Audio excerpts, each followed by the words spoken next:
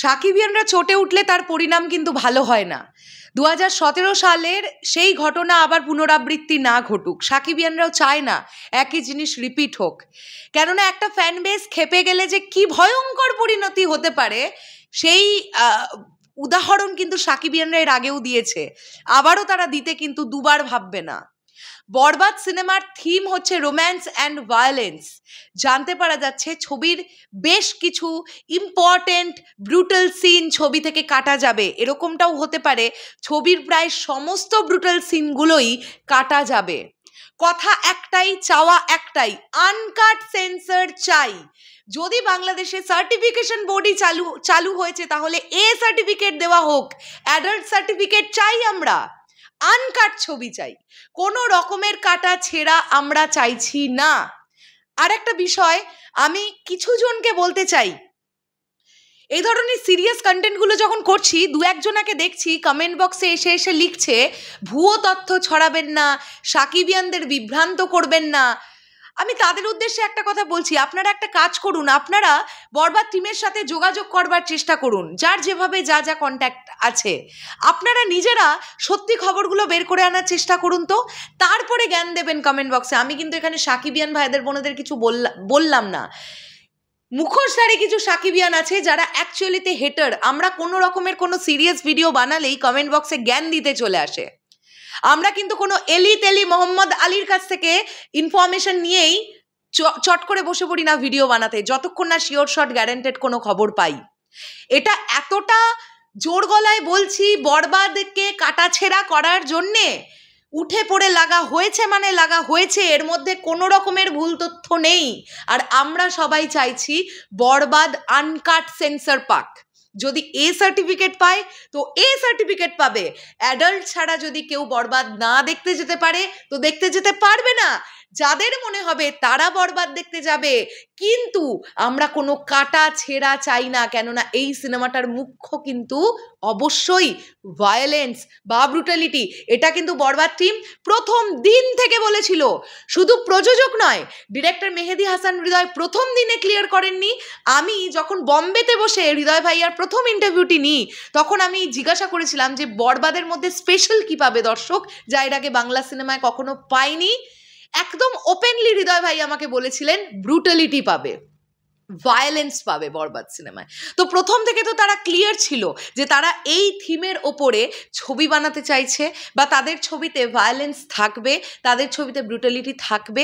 তাহলে আজকে কি সে সার্টিফিকেশন বোর্ড হলো যে সার্টিফিকেশন বোর্ড একটা সার্টিফাইড করতে পারছে না ছবিকে? কেন কাঁচি চালাতেই হচ্ছে ছবির উপরে? কোথায় আছে এই রুলস? কেন আনকাট সার্টিফিকেট পাবে না বরবাদ? কিসের জন্য? আজকে এই কাটাছেঁড়া করার ফলে যদি বরবাদের ব্যবসায়িকভাবে ক্ষতি হয়, সেই ক্ষতিপূরণ কে দেবে?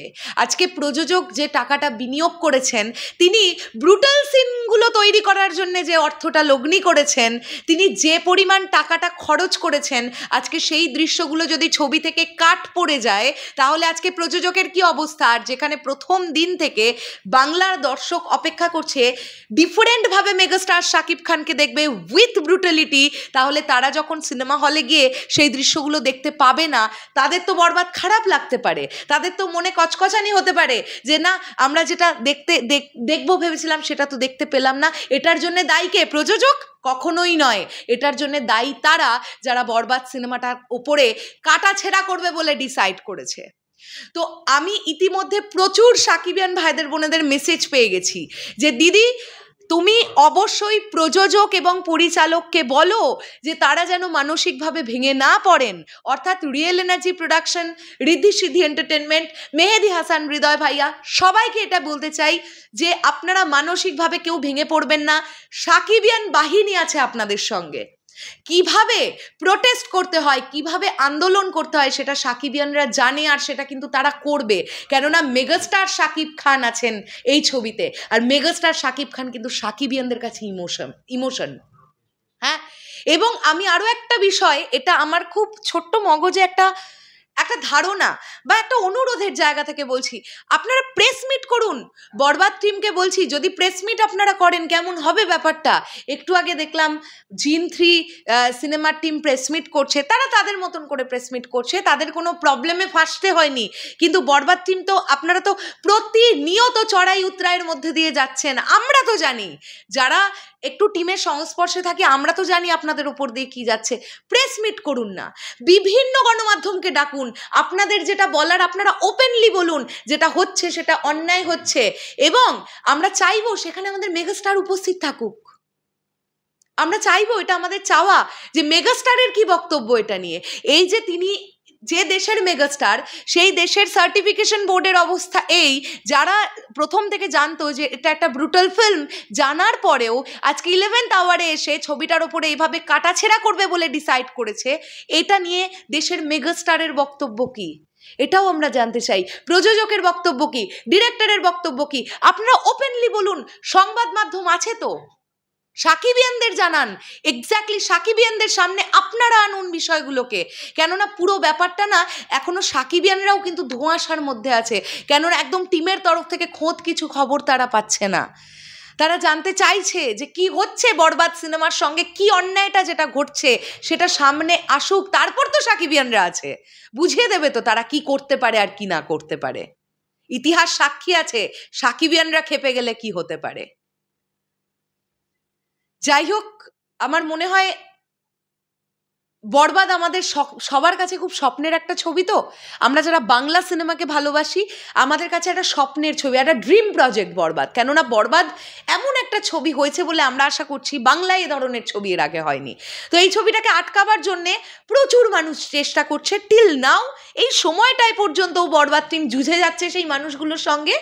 তারা বোঝাবার চেষ্টা করছে, প্লিজ কাটবেন না, আমাদের দৃশ্যগুলো কাটবেন না, এগুলো আমাদের ছবির জান। এই দৃশ্যগুলো, এই জানটাকে আপনারা কেটে দেবেন না। কিন্তু তারা মানতে নারাজ।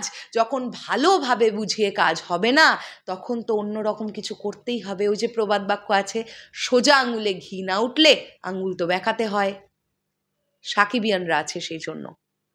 মানসিকভাবে আপনারা কেউ ভেঙে পড়বেন না।